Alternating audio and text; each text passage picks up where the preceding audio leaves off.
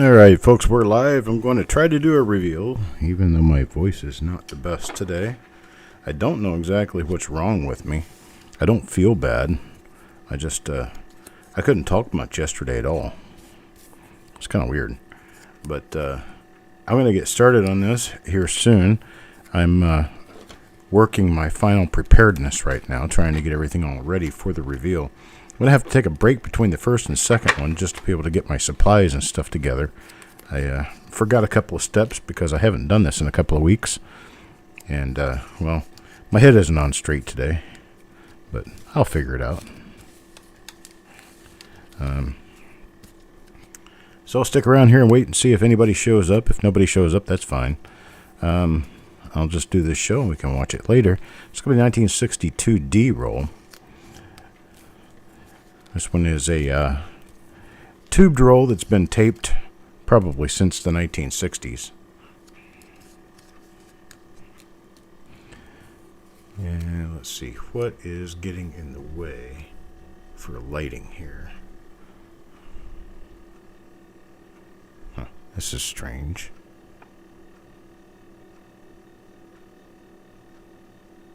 It is weird. The lighting is messed up. That's okay. Get it where we get it, right? Let me go ahead and finish putting these names in the flip inserts, and then I'll get started on the show. Nobody's missing anything yet, which is a good thing.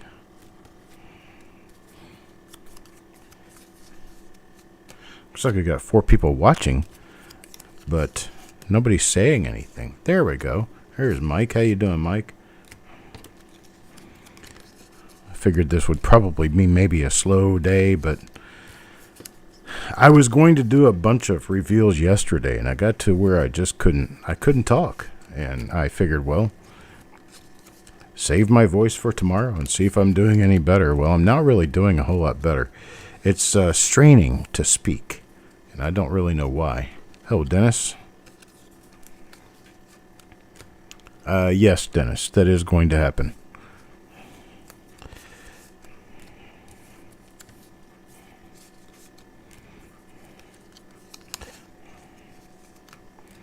Just working on trying to get everything caught up here.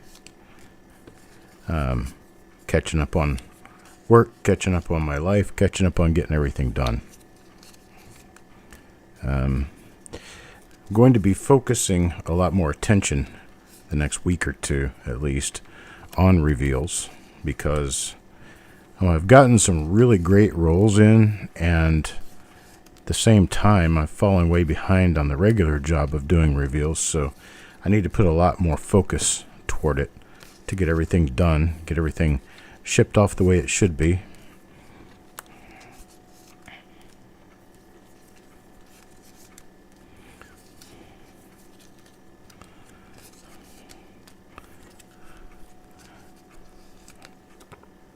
No Super. There, the Super Bowl is today, I believe. I think it is. So I think my wife was watching something like that on TV downstairs. Hello, Mr. Adams. Hello, Will Live. I won't be broadcasting during the Super Bowl.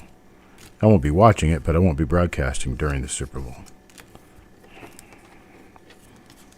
Smart enough to know not to kill my own ratings over a football game. I have no pony in the show. I really just don't care who wins. So I just don't really even want to watch it. Alright, let's see here. Okay, I've got everything started up. Here's my roll. This is the tube that we're talking about. And it's got a very, very old brown, yellow tape. Like magic tape on it. That may or may not come off by itself. No, it's not going to come off by itself. It's going to need some help. And I'm going to get some help from my scalpel.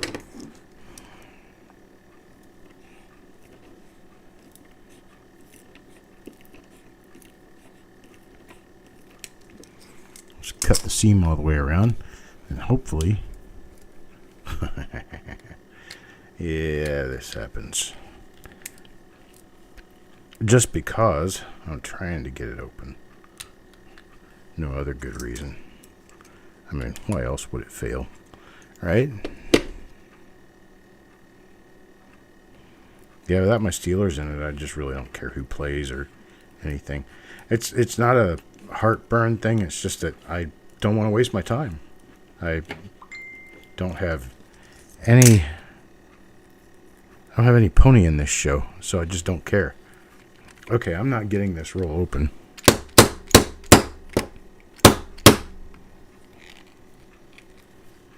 Not having any luck with it.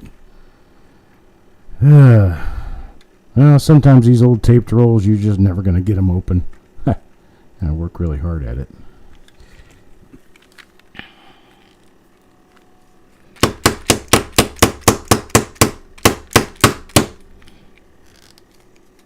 There we go. Got it. Well, you know I've not been through this one before. I don't think anybody has. So I'm going to toss them out here. And flip the whole roll.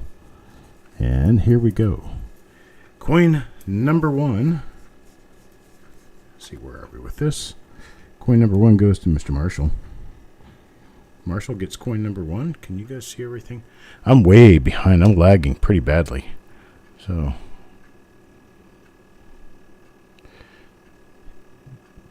give it a shot, see what happens. Not seeing anything here for coin number 1. Get my camera turned up straight so I can figure out what I'm doing here. My movements are not working the same way the camera is, and that's because I had the camera cocked off to one direction. It was exaggerating all of my moves in the wrong direction. Okay, got nothing here on coin number 1.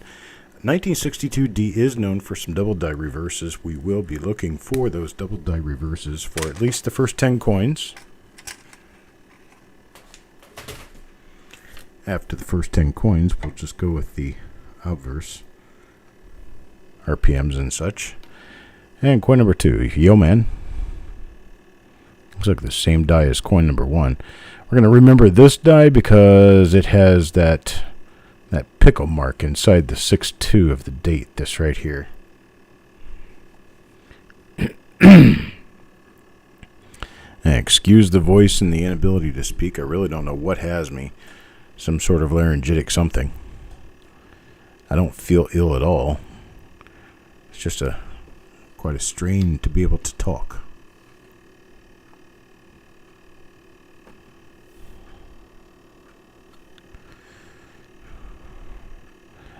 So while I work to even do so much as speak, we're going to look at coins. Yay. Let's see here. All right. It's part of the throat area right there. This is the throat, and then the chin would come out this way. The chin, the mouth, and the nose starts right up in here. But this right here is part of Lincoln's throat in a die clash.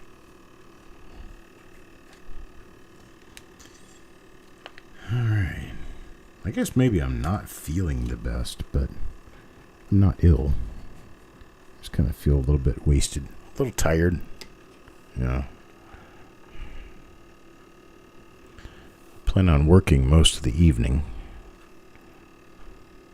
Okay, this is a different die. We can remember the die scratches out in front of the mint mark on this one.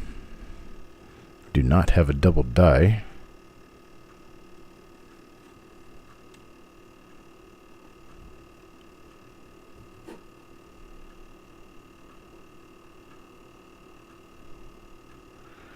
No RPM, no double die obverse. Let's take a look at the reverse.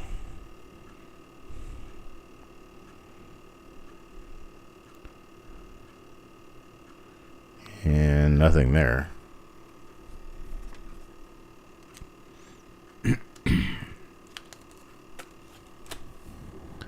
Now number 4. Adam Chambers.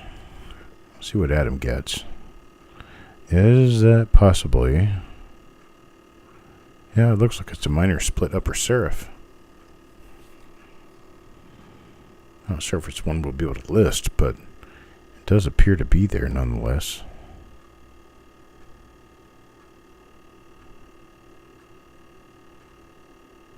Maybe.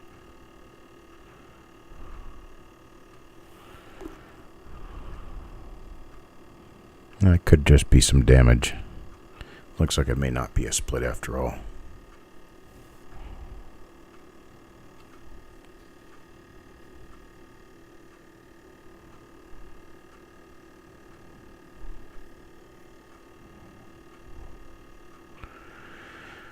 This is the third coin in the roll. Fourth coin, I'm sorry. Fourth coin in the roll, and so far we haven't found anything. It doesn't mean we won't. It just means we haven't.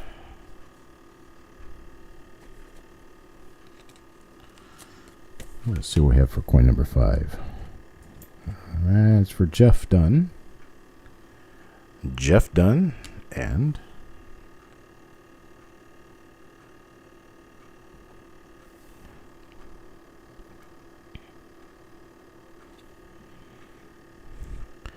nothing on the mint mark. Appears nothing really on the date.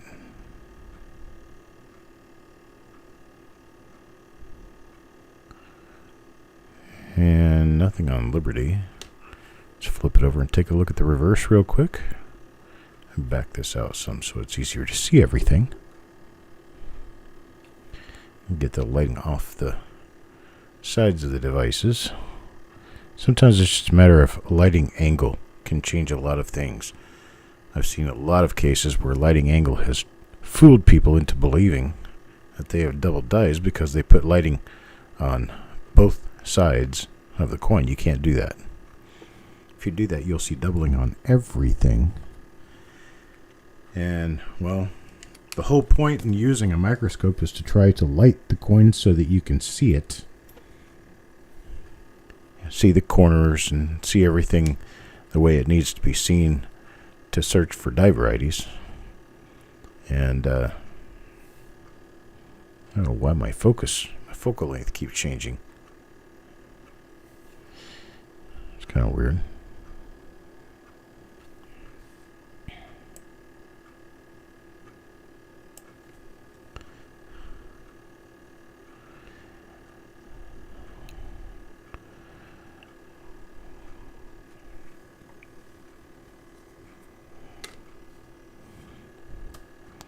So if this coin was lit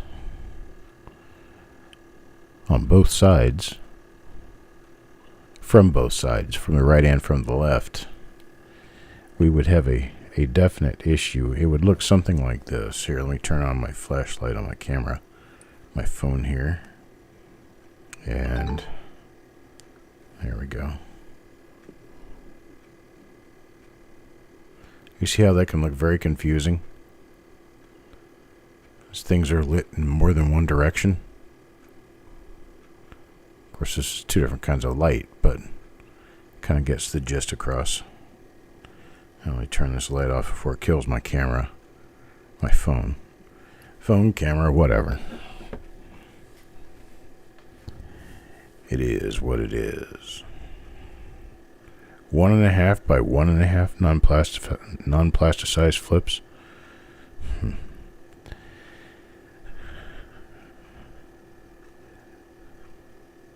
That's interesting, but I think I'd prefer to stay with 2x2 because there's a lot more supplies out there for 2x2s. A lot easier to find the supplies for 2x2s, boxes and pages and stuff.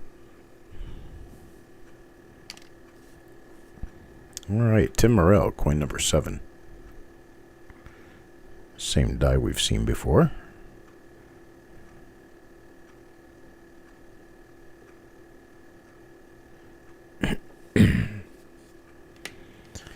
Nothing on the obverse. Can you guys hear me out there? I can't really talk any louder. This is about as good as it gets. Now coin number 8. Crispy.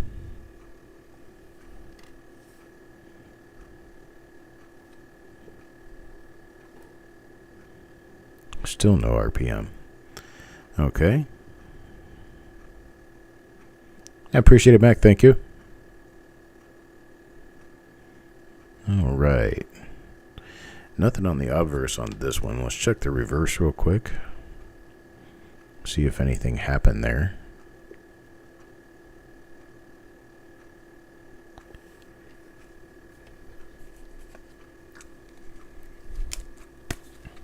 not seeing it. Let me check coin number 9. Adam Chambers.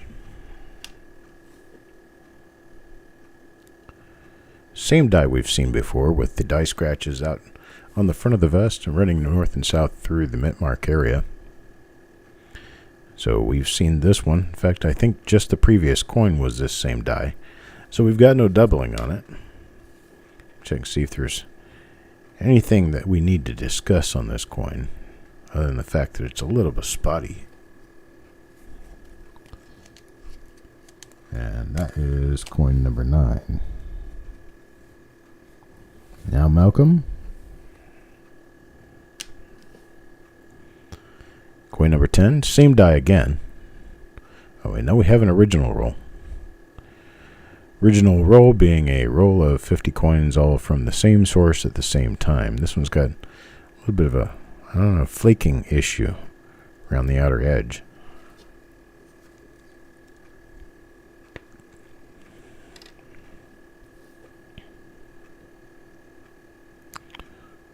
See here.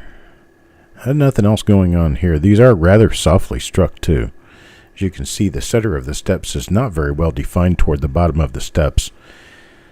That is going to be a determinant for you between roughly a 65 and a 66 grade. You simply can't get the higher grades in an incomplete strike, and a strike that's soft like this, which is why the high grade coins are very valuable. Alright, that's number 11. Now number 12. Mike Birchman. What does Mikey get? Well, it's a different die. Still has that little dent in the bottom of the D-punch. I think a lot of them in this roll do. That's just a very typical common thing for 1962D. Just have a little dent in the bottom of the mint mark.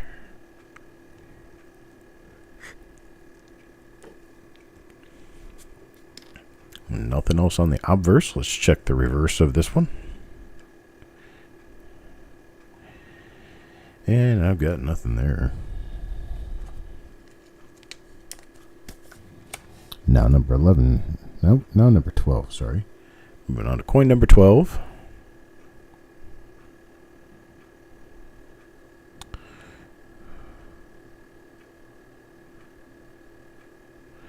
Now, this is the same die we've seen before a number of times.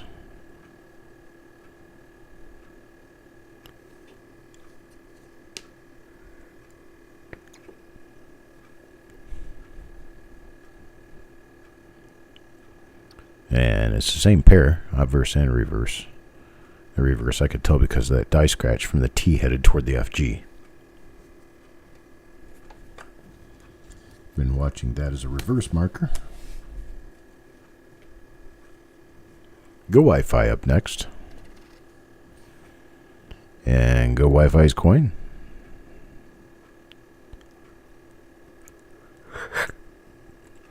Same as a couple of coins ago. Same die.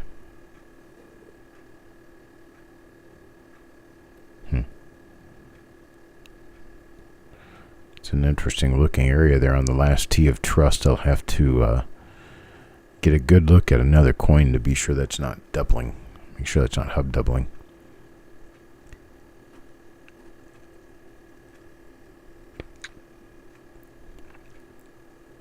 We'll see, this one has a clash. And what else we're going to use here? Okay, there's a big long die scratch coming right off the point of the forehead. And I'm looking at this T up here to see if that's a piece of lamination, just a little piece fleck of metal, or if it's actually a doubling part of the design.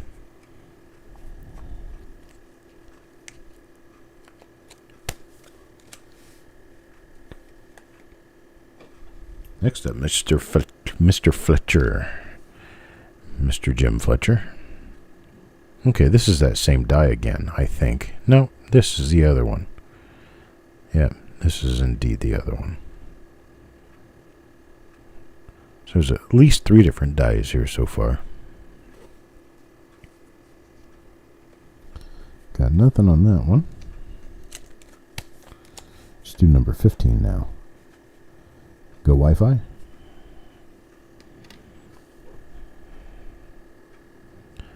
Coin number 15, Go Wi-Fi, is the same die as coin number 14.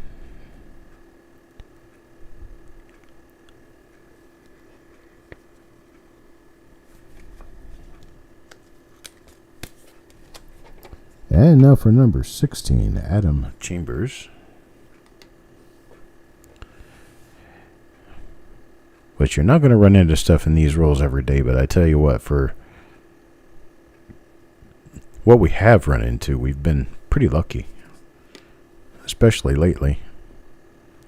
Well, here's the story. I took a trip to Illinois to help a friend of mine, and while I was there, I made some rather interesting purchases. Came up with some nice rolls. Nice BU wheat rolls. Then this past week, I went to a source and, well, made another purchase. Came up with nearly a full roll set from 1935 up to 1958. Every roll was a nice BU coin, BU rolls. And so I'm going to pop some of those and do some reveals on those little guys.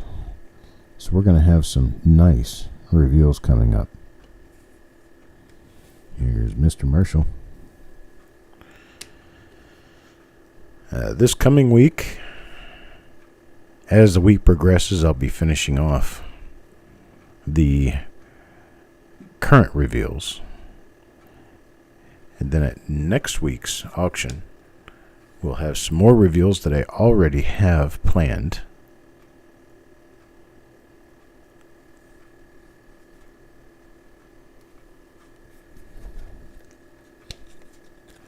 Well, that's number 18 now. Number 19, Farm Dog. And Farm Dog. Looks like there's a lot of coins from the same die pairs over and over again. 3 or 4, maybe 5 die pairs. And all the coins are from those die pairs. Oh, Coin Junkie. And coin number 20. I'll tell you guys what I'm looking for. Slide a coin under a scope. I've got a particular pattern that I follow. Usually I go to the date and the mint mark first. What I'm looking for is doubling on the outside edges of the date characters. I'm also looking for doubling anywhere on or around the mint mark. Then I move up to the eye, kind of give the eye a quick glance, and then I go over to trust and work my way backwards along the model, looking for any doubling toward the rim. Then I go down to Liberty. I look underneath the L of Liberty for a bar, and then I look across Liberty to see if there's any doubling at all in Liberty. If there isn't, I flip the coin over, and I just start scanning around the outside edge of the design, because that's where most of our double dies are going to show up. And then I look toward the center and make sure nothing is different about my center. And that's what I've done here. Oh, Ant, you didn't miss anything, brother. It's unfortunately no better a roll, really, than the last 62D was, except the condition of the coins. Condition of the coins is a wee bit better this time around. It's another one that I've seen an example of this very die before.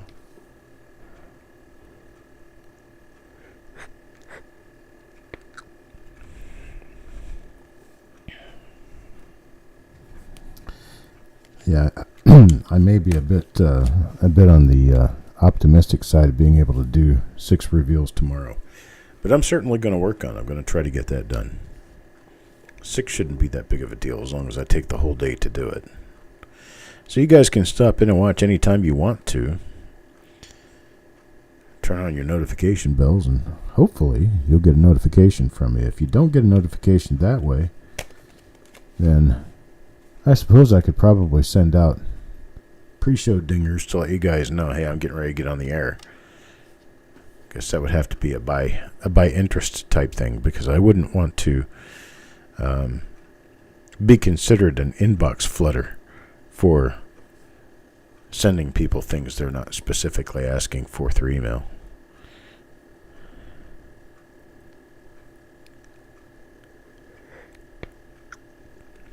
I tell you, if somebody doesn't want anybody contacting them through the email, how about giving through their online, through the computer? How about they just cut their internet access and they don't have to worry about people trying to communicate with them? I don't know. To me, that's just norm. Number 24 for Adam Connor.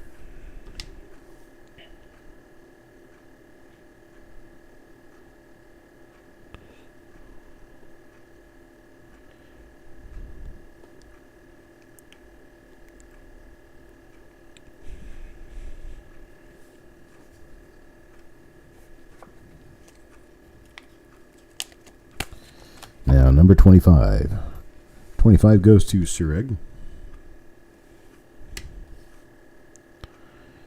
And we have another repeat of one of those same few dies over and over again. Which means that I have probably exhausted the possibility of different dies in this roll to include pretty much 95% of what the roll contains. You can see right there, it's a very nice example of the back of the hair, and then the coat, the collar goes here, and then the back of his vest. This is the back of the collar, of the coat.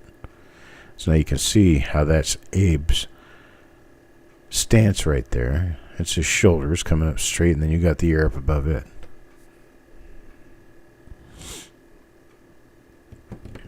The 43 and 46S, I believe they got shipped. I don't know. We would have to ask Eric. Eric is the one who ships those. I think he told me he got all that shipped. It was my mistake for having those here until a couple of weeks ago. I mailed them to Eric, and he should have sent them out by now. But I wouldn't want to put words in his mouth. He'll have to open and answer for himself as to whether or not he has sent them. Either way, I know you're not going to lose them. So you will get them. If I told you were going to get them at the end of the show, you will get them. Sometimes a matter of time, but as far as I last saw, coins don't wilt, die, or become rotten. It's another one of those with the hatch marks of die scratches out in front of the demint mark.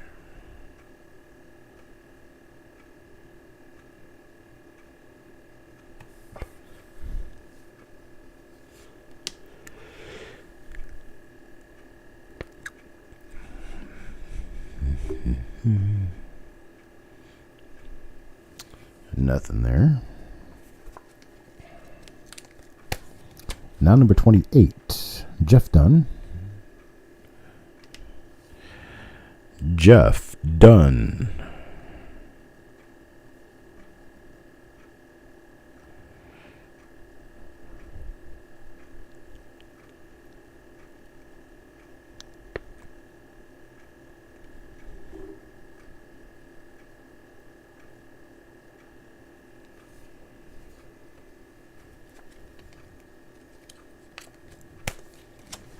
All right, now number 29, Mike Birchman.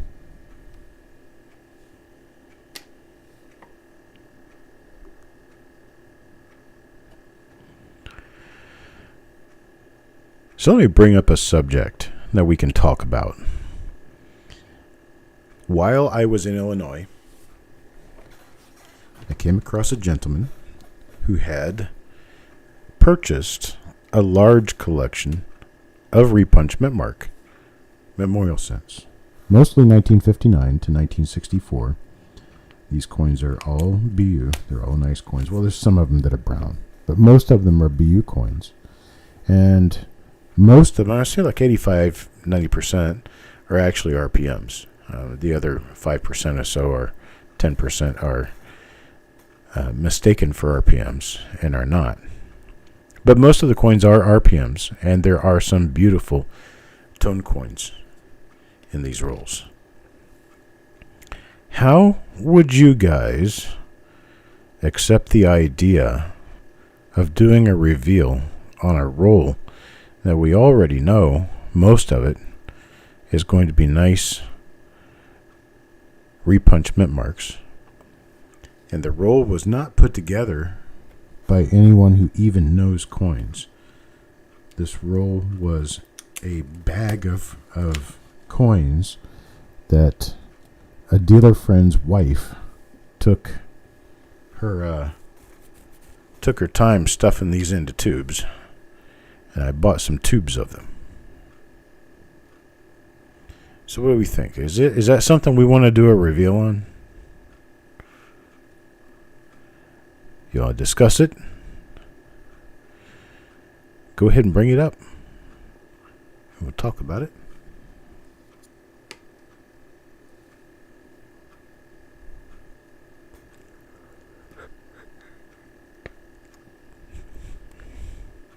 Well, Aunt and Mr. Worley seem to agree. Who do I want to win the Super Bowl? Pittsburgh Steelers, of course. Out of the teams who are playing today, I don't know. It's a coin toss. I don't really care.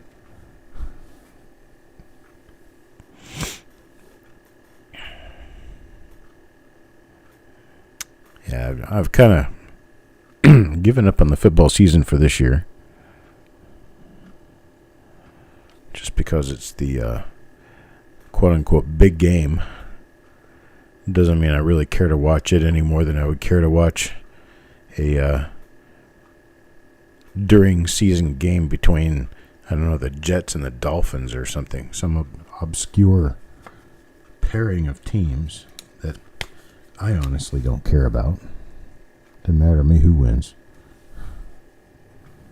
I know some people who are Kansas City Chiefs fans who want both teams to lose. So that's a foul for unsportsmanlike conduct right there. I hope somebody wins and somebody loses, and either way,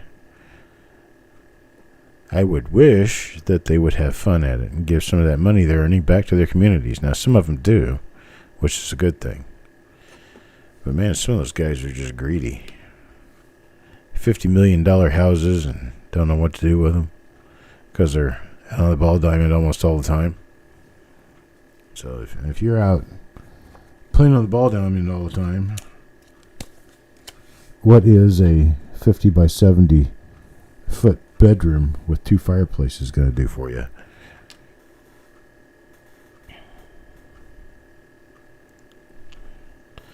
Another one of those with the little pickle mark between the 6 and the 2 again.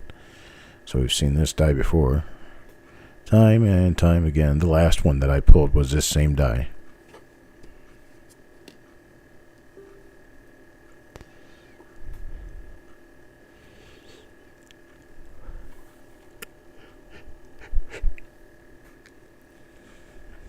Yeah, even with a really good playoff matchup, it's just not the same when, I don't know, it's, for me it's just really difficult because I think society in general has changed a lot to make a certain amount of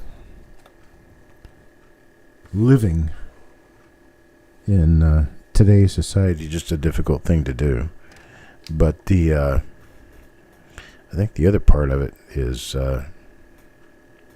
we've gotten so far ahead of ourselves in football with $5 billion stadiums and paying players $30-40 million a year. I think we're just kind of gotten out of hand a little bit. And so I frankly just don't care to add my television to the list of those watching NBC today. I'm good without. Now, the wife and son are both downstairs watching. They're both watching the game. They're watching NBC. They're watching the whole 9 yards. And I'm just up here working because I prefer to do this.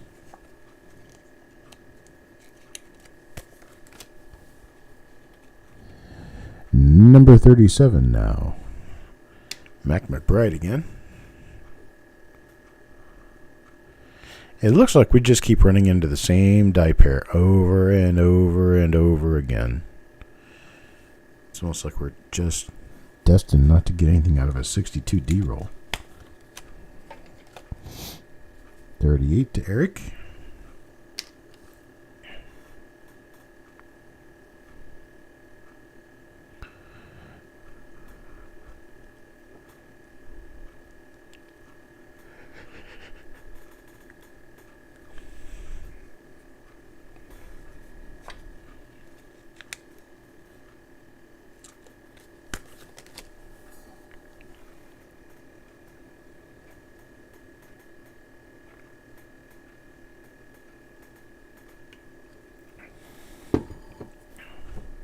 Definitely not really a Vikings fan either, so. And I really kind of, if it's not the Steelers, I really don't care. It's just odd, I guess. I am an odd person.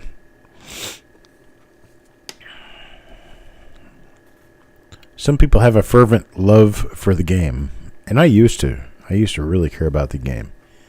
Back in the 70s and 80s, I could name hundreds of different players in all conferences on all teams. But now it's kind of like I barely care about football to begin with, and then when I do care about football, all I really want to see is the Steelers play and win. And other than that, I don't know, I guess I have more fun things to do with my life. I don't know, I'm just, it's not that I'm judging anyone else, but my own life, I have a lot more fun sorting through rolls and creating auction lists and photographing coins and stuff that other people might consider work. It's fun to me.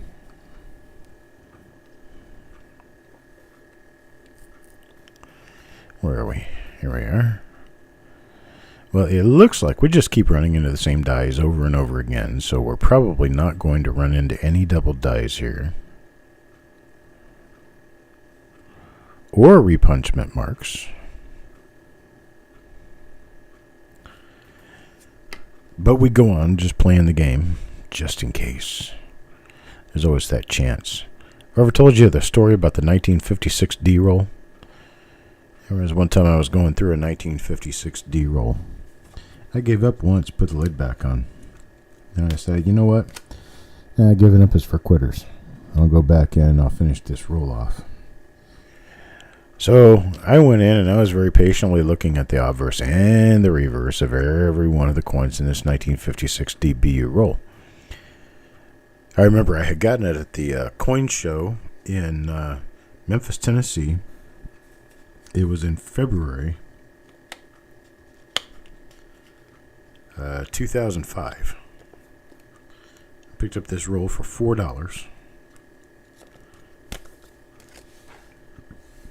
I went through the roll, and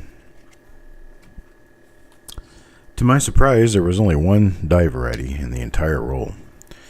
It was the very last coin in the roll, and it was a 1956 D over S OMM1. I about fell out of my chair.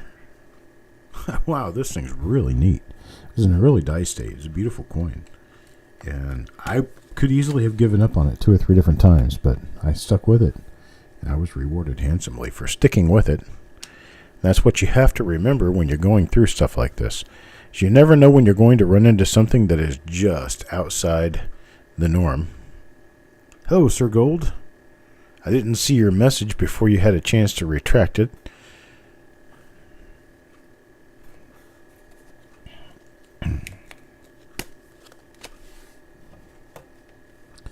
There's Penny Hoarder again. And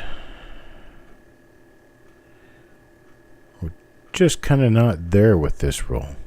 Just haven't really answered for much of anything here.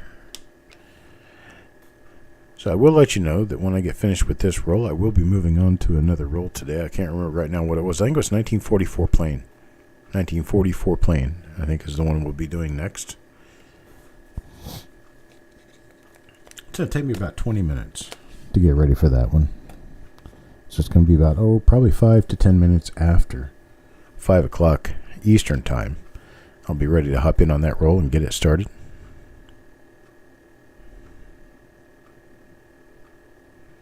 But I will definitely start the broadcast up, chit-chat for a couple of minutes to be sure that anyone who is trying to get over there or someone who's trying to get their internet kicked on, they'll have time. Just trying to really watch my voice and not talk too much or too loud. Do not know what's wrong with it. I found that if I drink warm things like coffee or hot water or hot tea, it seems to help it out a little bit, even though it's not. It's more a strain, which it feels like I've been yelling for 2 or 3 days, and I've not been yelling at all. I've barely been speaking. Maybe that's it. Maybe I'm forgetting how to talk.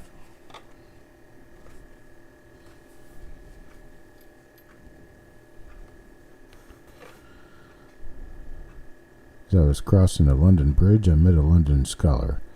He tipped his hat and drew his cane. And in this riddle, I said his name. What's his name?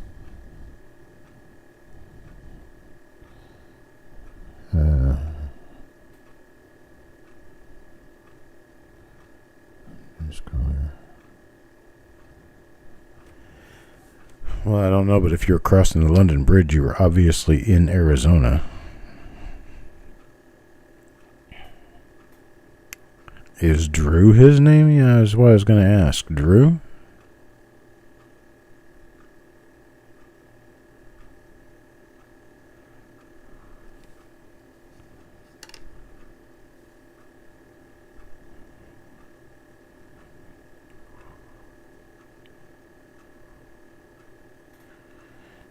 There's probably got to be something even easier than that. Andrew. Dipped his hat and drew his cane. Andrew. Think that's it? Andrew?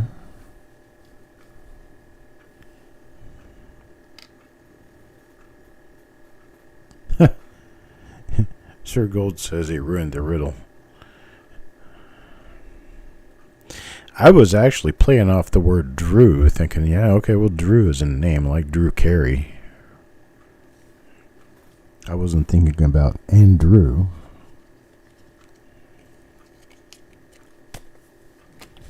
Here we are, the last coin in the roll, number 50, Bob Hampton. Bob Hampton will end up with, it's just another normal 1962 D, just like a bunch of the other ones in the pile.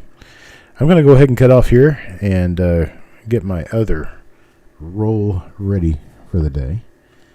I'm going to post-announce the other reveal. As soon as we get off here, I'll go ahead and create the graphic for it and get it posted. We're only doing the 2 reveals today. Reason for that is because I am not the best in the world as far as my condition is concerned, and I feel fine. I just can't talk. And, talking is kind of a necessary part of broadcasting. So, just going to start working on the next reveal, and I should be ready to start broadcasting around 5 to 10 minutes after 5 p.m. Eastern Time, still an hour and a half before kickoff for those who want to watch the game. So there will be plenty of time to get it done. And it will be a 1944 Philadelphia roll. So guys, have fun. I'll be back shortly.